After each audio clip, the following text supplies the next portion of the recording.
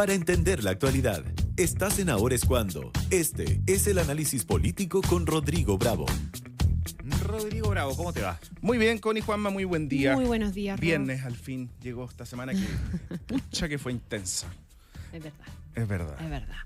Oye, pero una semana intensa con algunos personajes bien identificables. Bien identificable. Que hicieron noticias que yo creo que van a marcar el rumbo de la discusión En un buen rato. para lo que viene. Sí, yo traté en la mañana, pensaba en hacer un ranking, a ver ahí cuál era el personaje político de la semana. Está difícil hacer un ranking porque creo que al menos se lo disputan Eduardo Frei y Luis Eduardo Escobar. Pero quizás el que va a traer más consecuencias es la figura de este asesor económico de Janet Jara, que aparece como el coordinador o el jefe de este equipo, pese a que todos dicen que es un equipo más grande y que las ideas se tienen que revisar en conjunto, pero se mandó esta semana un montón de frases que al menos por ser suave, ponen en jaque a la candidata presidencial comunista, pero del oficialismo y la democracia cristiana, Janet Jara. ¿Qué está haciendo Luis Eduardo Escobar? Está intentando llevar el programa de gobierno o la estrategia de Janet Jara hacia el centro, o esto netamente es una visión que se contrapone de frente, o de frentón más bien, a lo que piensa el Partido Comunista y sectores de la propia alianza que hoy día se está formando para que ella sea eventualmente la nueva presidenta de la República. ¿Qué dijo Luis Eduardo Escobar esta semana? Partió, a fines de la semana pasada, el día domingo, en la tercera, desechando el salario mínimo de 750.000 pesos. Durante la semana desechó el fin a las AFP.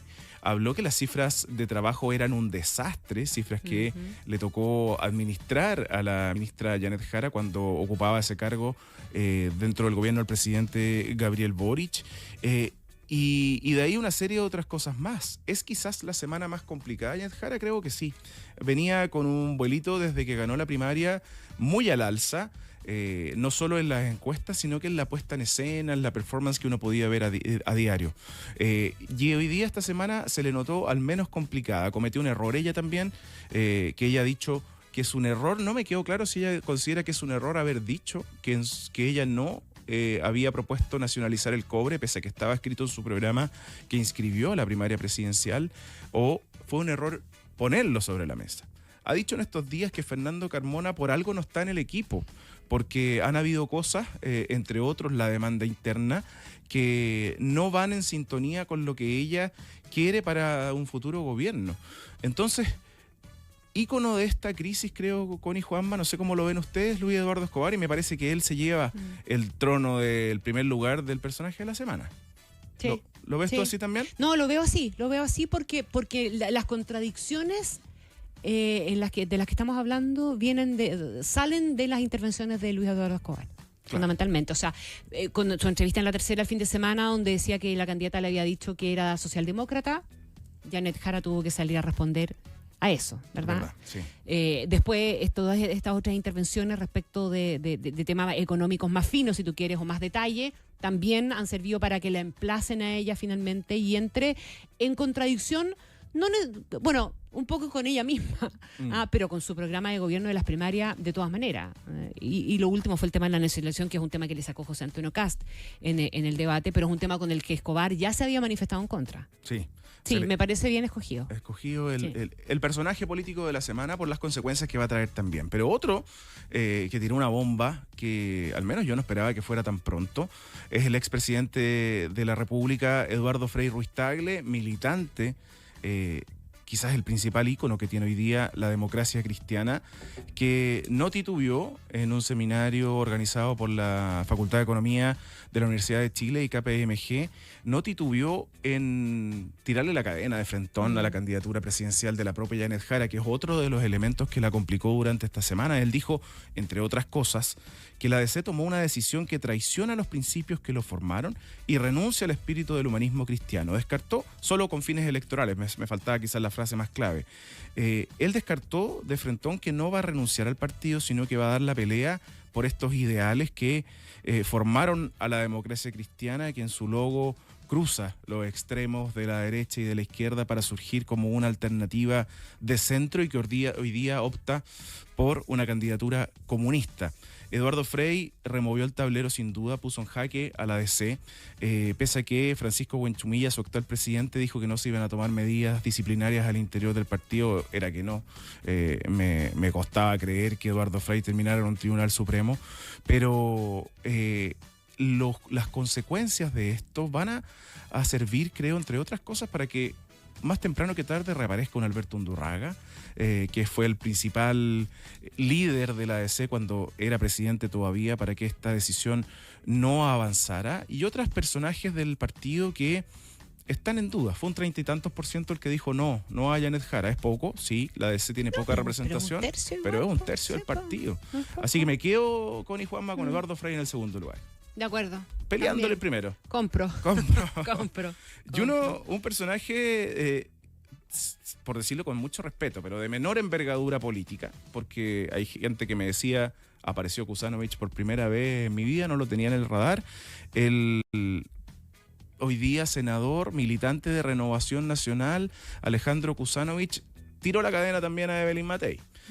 Está bien, es un personaje menor, pero generó una dificultad, que él termine por arrastrar a otras figuras que se atrevan a raíz de esto a dejar el respaldo a Matei y pasar al barco de José Antonio Kast. Él lo dijo sin pelo en la lengua, era la mejor alternativa para el país, y eso derivó en que no solo generara un conflicto interno en RN, que ya decidió pasarlo al Tribunal Supremo. Él dijo en una entrevista, debería irse la directiva de RN al Tribunal Supremo por tomar esa decisión de respaldar a Evelyn Matei, sino que en el equipo de la candidata de Chile Vamos, que va a tener que enfrentar esta suerte de fantasma del descuelgue de algunas figuras de Renovación Nacional. Quizás más que el personaje Kuzanovich es el impacto, Connie, que genera Juanma en el equipo de Evelyn Matei. El tema es que es un pésimo precedente. Claro, O sea, claro, abre una puerta. Sí, pues ese es el punto. Porque después de lo de Carlos distinto de Larraín. Carlos Larraín, que Carlos Larraín siempre se ha manejado solo, digamos. Sí, Porque Carlos Larraín ha hecho siempre lo que quiere, pero es que estamos hablando de un parlamentario. sí. O sea, y eso tiene una consecuencia completamente diferente. Es muy distinto.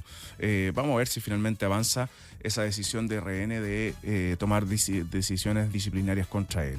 Y ahí me quedo con el tercer tema de la semana, más que Kuzanovich. Y vamos al cuarto. Franco Parisi. Ojalá que los mineros enchulen a la vieja. Fíjate que a mí me costó entender la frase, porque él dice que se puedan comprar una camioneta más grande, ojalá que enchulen a la vieja. Yo no sabía si era ¿La camioneta vieja o a la vieja a la casa? O a la vieja a la casa. Yo estuve reporteando con el entorno del candidato y era una performance preparada, que tenía el sentido de hablarle directamente a los mineros y no a la gran minería. Según entiendo, en el público ese día del debate en la Universidad Católica había sindicatos de mineros presentes. Yo pregunté algunas cosas, desconocimiento mío, que a los mineros se les habla de los viejos, se les tilda como los viejos que básicamente se sacan la cresta para poder traer el sueldo a la casa y que trabajan en jornadas extensas y por varios días, y ese fue el sentido de lo que intentó Franco Parisi marcar, pero generó un caos porque se tomó la frase, y ahí los candidatos tienen que tener mucho cuidado, independiente de cuál sea el sentido de lo que quieran decir, generó esto que finalmente se le hiciera una crítica de género, de falta de respeto para referirse a la mujer, y bueno, y ahí veamos qué significa enchular a la vieja, que es lo que él buscaba. Pero fue uno de los personajes también de la semana, además en una semana que Franco Parisi apareció en el tercer lugar de la encuesta Academy y partió así la semana con un caos también para el comando de Evelyn Matei, así que lo pongo ahí en un cuarto lugar. Y como última figura, que creo que no había tenido protagonismo relevante desde que volvió a la vocería, me refiero a Camila Vallejo. Ella había sido bien cauta desde que arribó después de su postnatal para tener alguna vocería o incendiaria o en defensa de lo que el gobierno viene haciendo en los últimos días. Y fue a raíz de otra de las noticias de la semana, del video que publicó la UDI contra Janet Jara por el salario mínimo, que era una caricatura finalmente de ella conversando con el presidente de la República, y la cifra de 141 empleos, la cifra neta de 141 empleos que publica el INE. Y salió en una entrevista acá en Mega Noticias, Camila Vallejo, a decir que ¿qué es lo que quiere la UDI? ¿Nos quiere mandar a callar? no nos va a censurar.